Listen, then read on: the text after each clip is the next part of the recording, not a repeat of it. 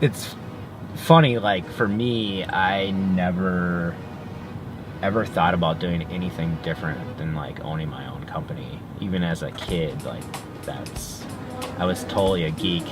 I'd watch Family Ties and Alex P. Keaton, Michael J. Fox was always in a suit and a briefcase, and for some reason that fascinated me, that this character on TV was really into business, and for some reason I really thought that was cool, and I have no idea why. And not that I want to wear a suit and have a briefcase. I absolutely not want to wear a suit. But I always was just fascinated by like how business works.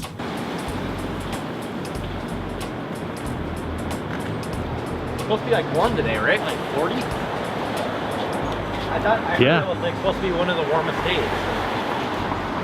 I'm 39. How are you doing? You're good. Good to see you. Good to see you. How are you doing? About a week ago, I was like, why do I stay in Minnesota? Would it be nice to wake up and not be cold? Would it be nice to walk outside like all year round? Yeah, That could be great. I was just telling Jay, like I have 2 sweatshirts. My cold normal sweatshirt for the morning, and then I have my thin hoodie. And this, like, you have to break that out when you come back to Minnesota. Yeah, this thing, it was definitely in the closet. This whole style is pretty neat. They designed their spaces after the region. So this is clearly like kind of a Midwest cabin feel, but modernized.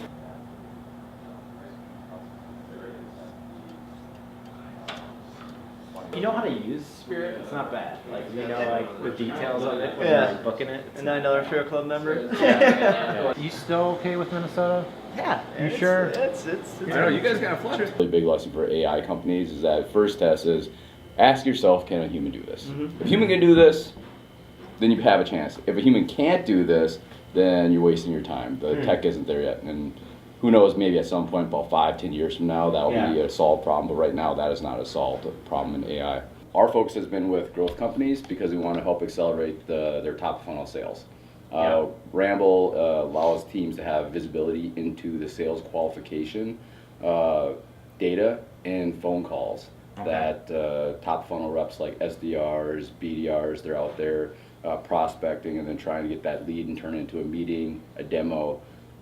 How do you do that? We're doing this anecdotally. I'm like, hey, how did the call go? Did the customers ask about this? What's the messaging around this? This new feature we want to launch. Can we really dial that in? And I think it's really powerful being able to extract that meaning for the rest of the organization. Right now, it's not just for lead gen or helping the sales team. It's helping them. So that's cool. I really like that. Yeah. Moving into Minneapolis, didn't really have a network outside the TechStars network, and some of the portfolio comes from Matchstick. It's been good to kind of meet guys like Mitch, who's a founder that's done it before, and relate to that. So we started with this concept. I think when we talked about employee self-service for hourly workers, right? So empowering the employee to do certain tasks that were once maybe delegated to a manager, things around sort of their own shift coordination, communication.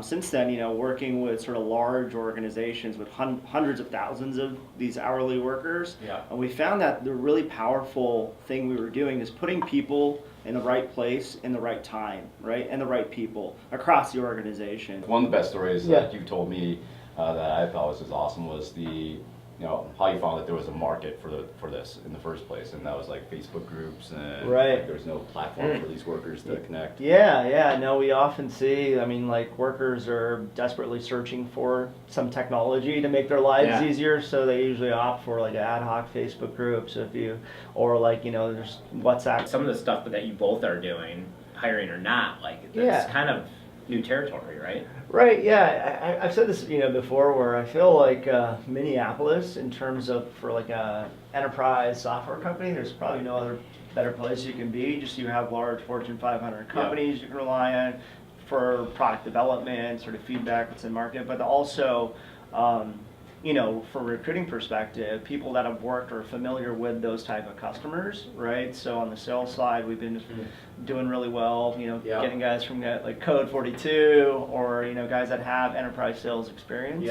Identify, 100 companies, identify all the people in the company that would be right for that role, have that conversation with them, bring a value prop of the company to them, and get them to that company, so you're looking at all A players and making the right decision based on all the data that you possibly can find.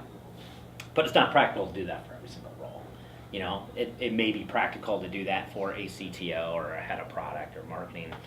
You can even tell in like kind of like the hiring process, like a lot of people will take a very safe route in their career as opposed to like, let's go try this entrepreneurial thing. If it doesn't work out, yeah, I'll learn that I wasn't meant to be an entrepreneur. Yeah. We'll have something else for the next time around. Yeah.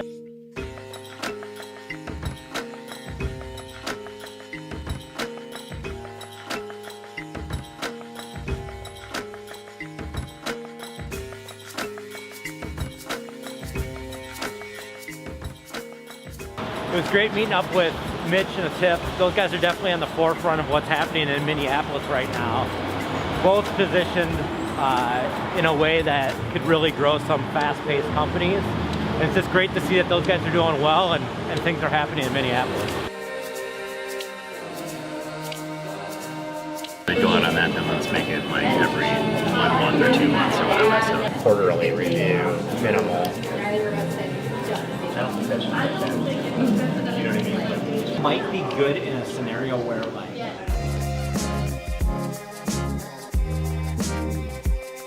TechStars literally took like colorway and all these other like negatives away, and made it about who I was as a founder and what our company was doing and what we were trying to do in our industry. So like TechStars, I joke around and say, they take 60% of your company when you come into the program.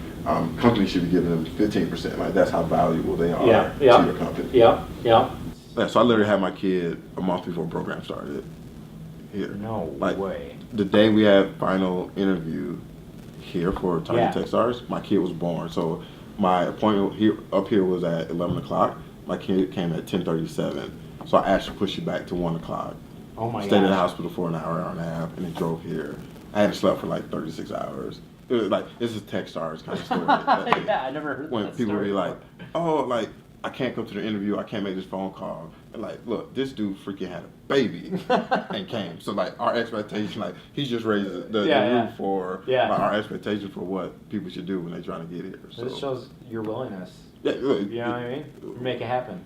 Look, my thought process was my wife obviously wasn't going anywhere for 24 hours. The baby was in the best hospital that it could be in.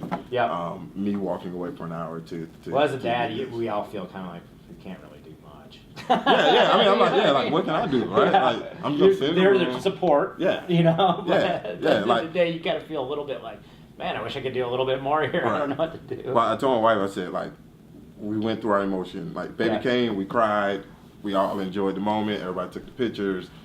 But it was time for me to go. Like, I needed to. And then I'm sure you did your thing and came right back. Oh, totally. Yeah, I did my thing, went back to the hospital, and was up for like another day.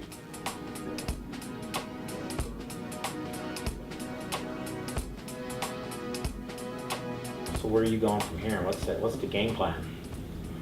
Man, win every day. It's kind of our motto. Like we're trying to win. Yeah. Win for our customers every day.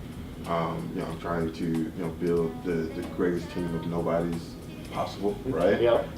We often talk about. I tell our team like I'm nobody.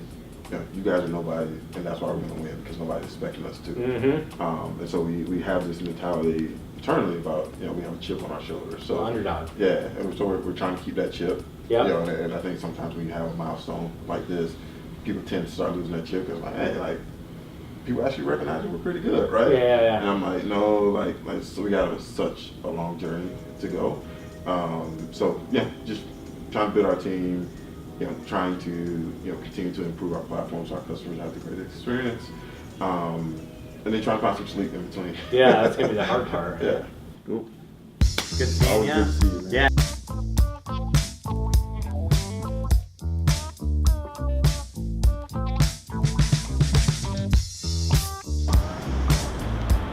It's cool meeting up with Clarence. He's definitely grown his team quick, doing a lot of great things. Just raised his first round, apparently in 9 weeks, which is phenomenal. I bet you it had a lot to do with the TechStars network. Now we're gonna head off to Entrepreneurs Organization Mentor Lunch in West End.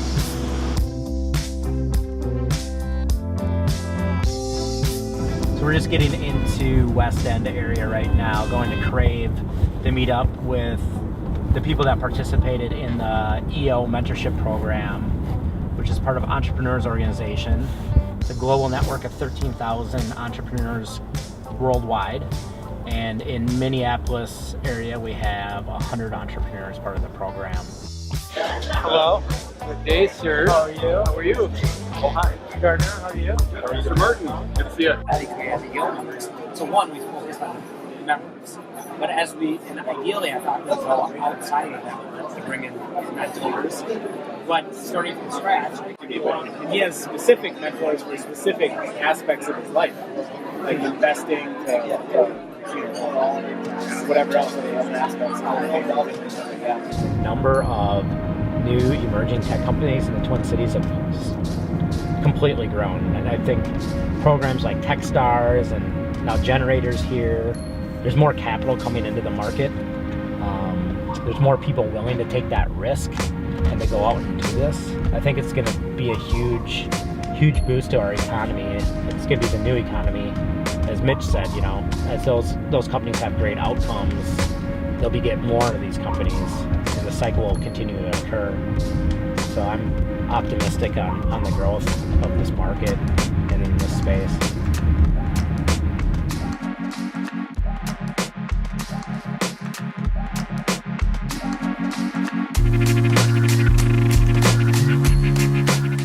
Hey, this is Geoff Martin again. If you go to leadbychange.com, you can see this show and other shows. If you subscribe, you can get early access to new shows and also exclusive content. Thanks for watching.